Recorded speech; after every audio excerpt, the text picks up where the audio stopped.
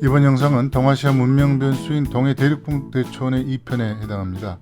1편에서 순다랜드에서 대만 구간을 소개해드렸기 때문에 이번 영상은 제주도와 대한해협에서 동해안 북부에 존재했던 대륙풍 초원을 중심으로 이어가겠습니다.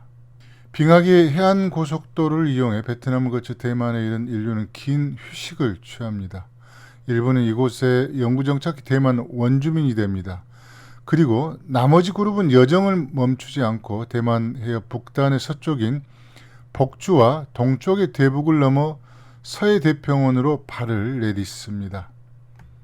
서해대평원의 출발선인 대만 해협 북단에서 제주도까지 약 1000km, 다시 요동만까지 1000km가 펼쳐집니다.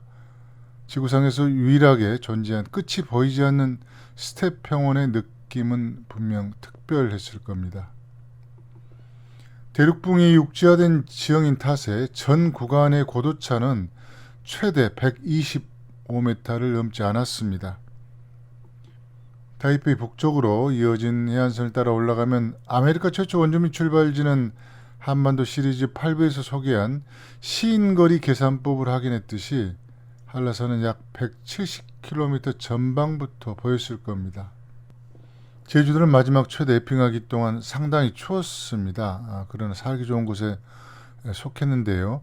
현재 서귀포의 연평균 기온이 16.5도인데 당시에는 7.5도 낮은 약 9도였습니다. 지금의 신의주보다 1도 정도 낮았고 함경도 청진이나 요령성의 심양보다는 약간 따뜻했습니다. 참고로 대북 타이베이는 지금의 서귀포와 같은 16.5도였습니다. 당시 적도 지역의 기후에 대해서 궁금해하시는 분들이 있는데 5.5도에서 6도 정도 낮았다 이렇게 보시면 되겠습니다. 인도네시아의 경우는 지금의 샤먼, 하문보다 약간 더 추웠을 것으로 보입니다. 제주도는 대만 등에 비해 상대적으로 불리한 기온에도 불구하고 한반도 서부와 진화대륙 쾌하 이북의 강줄기가 모두 형성된 큰 강, 즉 한가람 하구에 위치해 식량 자원이 풍부한 곳이었습니다. 더구나 구로시오 난류가 대한해협으로 들어가는 입구와 가까워 해양 포유류 사냥터와 같은 곳이었는데요. 또한 순다랜드 시절의 원거리 항해술에 비하면 난이도라 할 수 없는 수준으로도 한가람을 거슬러 영산강, 금강, 한강, 요하, 황하 등으로 진출할 수 있었습니다.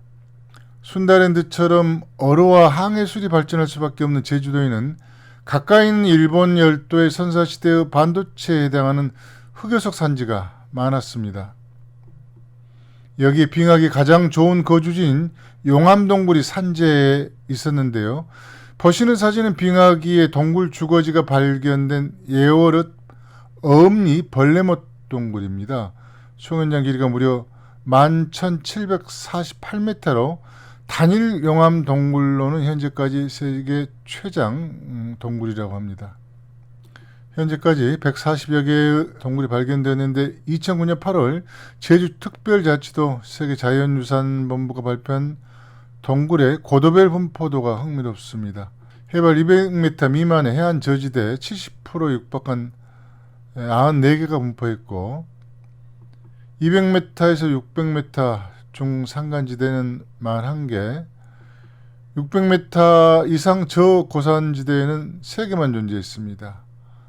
해안을 중심으로 식량 활동을 하면서 개체수가 풍부한 사슴 등을 사냥이 좋은 곳에 동굴 다수가 분포한 겁니다.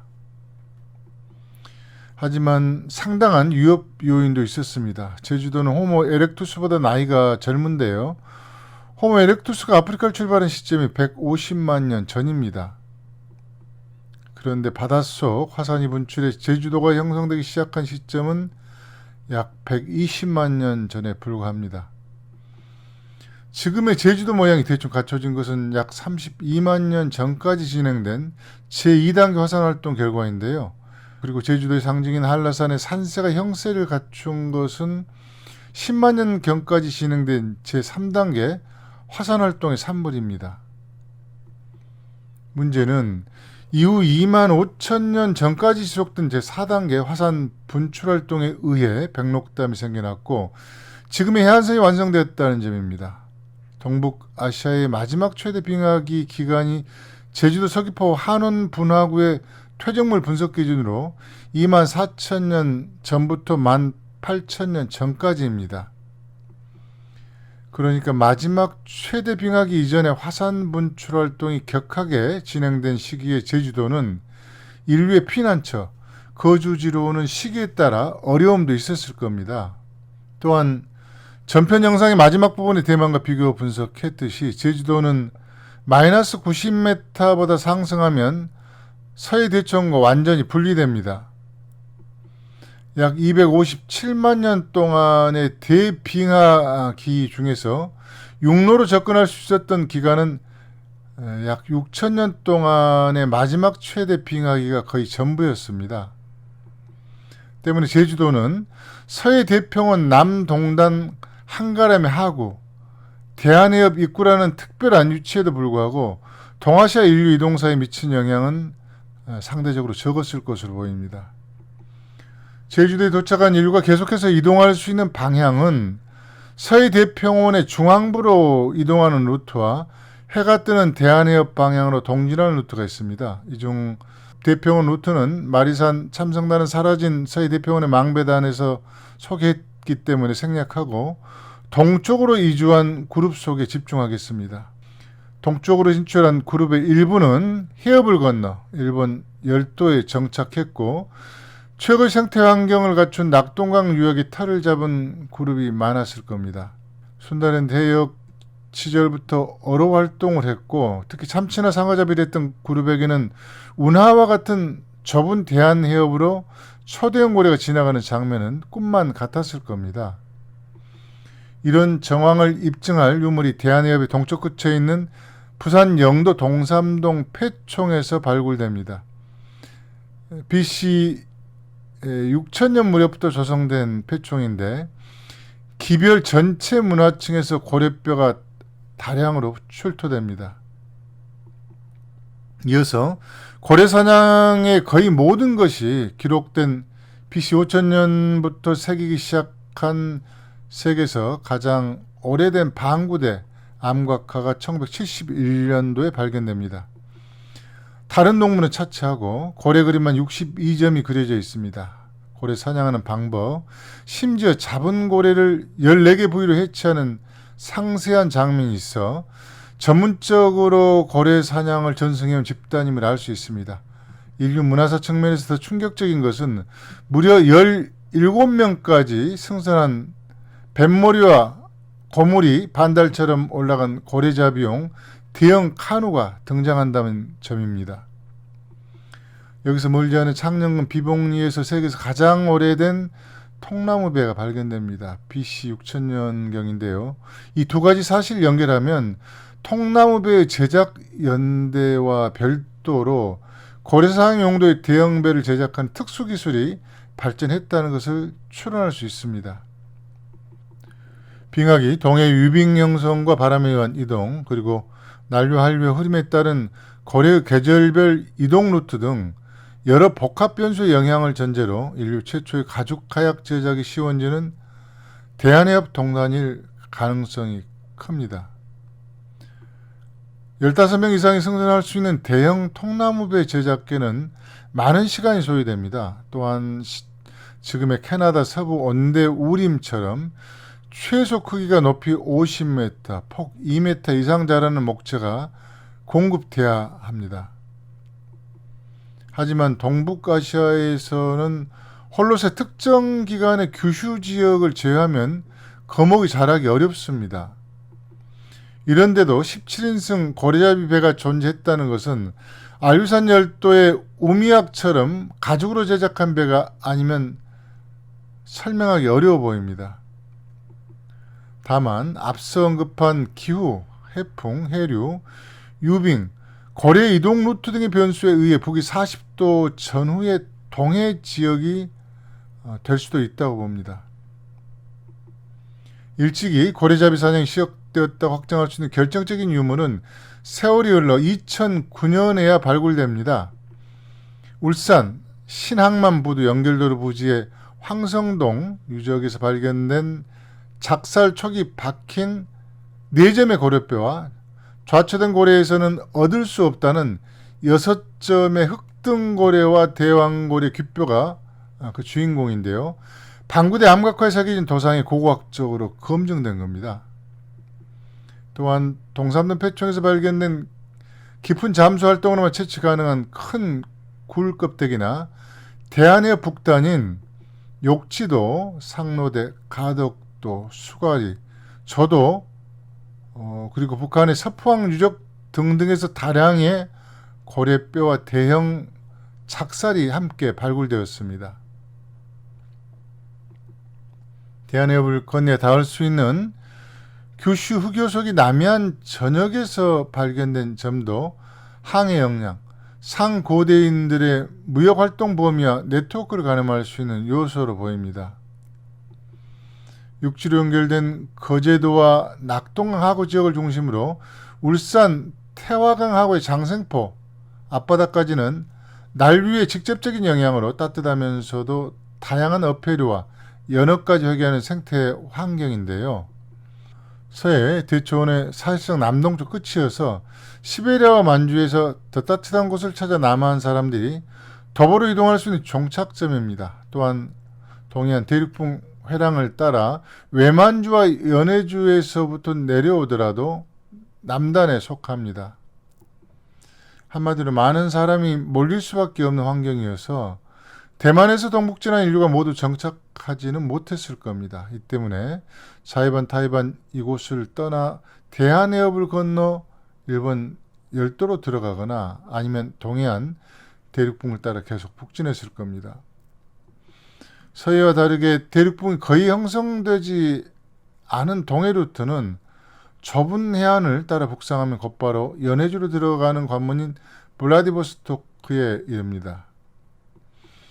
블라디보스토크는 북위 43도, 악마의 문 동굴은 북위 44.5도로 최대 빙하기에는 모두 초원 툰드라였기 때문에 북위 40도 이남의 안전지대로 남하지 않으면 생존을 보장할 수 없는 곳인데요. 기온이 극단적으로 하강하는 마지막 최대 빙하기가 가까워지자 아무르수계 등 외만주 지역의 인류가 선택할 수 있는 남하 루트는 흥계와 솔빈강을 따라 동해 대륙풍 방향으로 내려오는 겁니다. 예외적인 곳이 있다면 육지로 이어진 사할린을 통해 일본 열도로 남하하는 것인데 유도 등을 고려하면 상대적으로 소수였을 것으로 보입니다.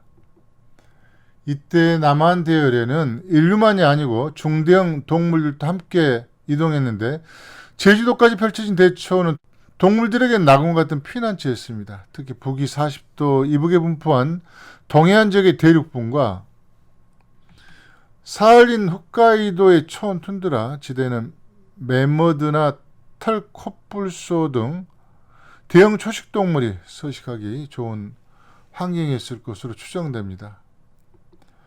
실제로 초원 툰드라와 건조 초원의 경계선이자 생명 안전선인 북위 40도에 걸쳐있는 함경북도 길쭉은 화대 장덕리에서 1961년 거의 완전한 상태의 털코끼리 매머드 유골이 발견됩니다. 유적지는 한국의 그랜드 캐니언으로 불리는 칠보산 남단의 내륙 쪽에 있는데 해안으로부터는 약 12km 지점입니다.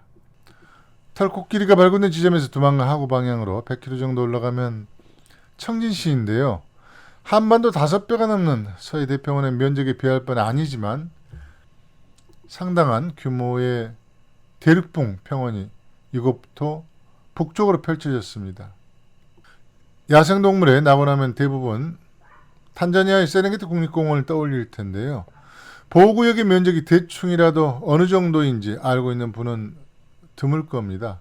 막연히 어마어마하게 넓다고 생각할 수 있는데 14,760제곱킬로미터로 약 7,400제곱킬로미터인 충청북도의 2배 크기입니다. 이곳에 150만 마리가 넘는 검은 꼬리누, 20여만 마리의 얼룩말, 30만 마리가 넘는 가젤, 8천여 마리의 코끼리와 사자, 표범, 하이에나 등이 생태계를 이루고 있습니다. 그런데 세렝게티 면적에 육박한 약 14,000제곱킬로미터 넓이의 가칭 솔빈 대륙봉 평원이 블라디보스토크 앞에 표트르 대제만을 중심으로 형성되었습니다. 지평선을 볼 수 있는 호남 평야의 4배 규모입니다. 평원 서쪽은 두만강 하구로 서푸왕 유적지가 있는 곳인데요. 이곳에서는 10만 년 전의 구석기 유적층부터 서기전 2000년경까지의 청동기 유적층이 발굴되었습니다.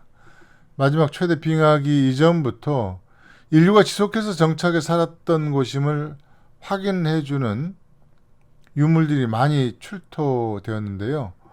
전략물자인 흑요석으로 만든 화살초, 창, 당근과 함께 낚싯바늘과 어망충 등 어뢰용품도 있었습니다. 그리고 신성한 의식에 사용되었을 것으로 추정되는 구멍이 13개인 새 뼈로 만든 피리와 함께 고래뼈도 다수 발굴되었습니다. 일찍이 서해 바레만부터 시작해 흑산도와 대한해협을 돌아 동해 솔빈강 하구까지 포경 문화가 뿌리 내리고 있었다는 증거가 한반도 곳곳에서 확인되었습니다. 이곳 솔빈 대륙봉 평원 외에도 동해안엔 또 다른 평원이 존재했습니다. 앞서 메모드 유골에 발굴된 길주군이 북위 40도 생태경계선에 걸쳐 있다고 했었죠. 이곳에서 해안을 따라 남쪽으로 70km 정도 내려가면 함경북도와 남도의 경계선인 마천령산맥 동단에 다다릅니다. 이곳 단천부터 북청, 함흥, 원산, 금강산의 장전까지 이어지는 약 330km 해안을 따라 동한만 평원이 형성됐습니다. 유도가 높은 솔빈평원이 초원 툰드라지대인 반면 이곳은 서해평원처럼 건조 초원지대였습니다. 면적은 10,000제곱킬로미터 정도로 상대적으로 좁았지만 북위 40도 이남 지역이었기 때문에 마지막 최대 빙하기가 이어진 6,000년 동안은 이곳이 고위도 인류의 안식처 역할을 했을 것으로 보입니다. 두만강이 미치지는 못하지만 동한만 평원을 적신 금야강과 여러 강줄기는 가장 중요한 식량 자원인 연어의 공급처이기도 했습니다. 그리고 솔빈평원은 여름이나 혹은 기온이 상승하는 기간 동안 연해주 일대로 진출하는 전진기지 역할을 했을 것으로 추정됩니다. 해수면 변동 지도와 지형도, 지질도를 교차 분석하면서 흥미로운 지점이 포착되는데요. 동한만 초원은 낮은 지형이 이어진 추가령 구조곡을 통해 동해안에서 가장 빠르고 가장 쉽게 한강 수계와 대동강 수계, 서해 대초원으로 이동할 수 있는 지역이라는 점도 유의할 대목으로 보입니다. 그리고 보라색으로 표시한 부분인데요. 동한만 초원부터 서쪽의 대동강 중하류까지 석회암 지대가 분포합니다. 즉 극성 빙기의 가장 안전한 피난처인 석회동굴이 많다는 뜻이죠. 인류가 이 지역에 많이 거주했고 이런 흐름은 평양 주변의 대동강 수계에서 상원 검은머리 동굴 유적 등 선사시대 유적이 많이 발견된 배경이기도 합니다. 또 하나의 석회암지대가 집중된 곳인 남한강 수계인데요. 정선, 단양, 충주를 중심으로 서해에서 가까운 정읍까지 무려 1000여 개의 석회암 자연 동굴이 분포하고 있습니다. 그런데 용암 동굴과 기타 동굴을 더하면 사실상 한마도 천여 개 동굴이 분포합니다. 서해 대초원에 이어 동한만 평원과 솔빈 평원 그리고 동아시아 최대 동굴군의 분포 특성까지 확인했습니다. 기후변화에 따른 이런 특별한 지질 조건은 빙하기 이후 한반도인들이 인류 문명의 불씨를 지피는 자양분이 되었을 것으로 봅니다. 이런 토대 위에서 북으로 진출했기 때문에 빙하기 직후 동아시아 십자로에 있던 요하 문명은 만개할 수 있었습니다. 하지만 많은 유적을 품고 있을 서해 대초원과 동해 대륙붕 평원은 바다 깊이 사라지고 말았습니다. 오늘 영상은 여기서 마무리하겠습니다. 시청과 참여 감사합니다.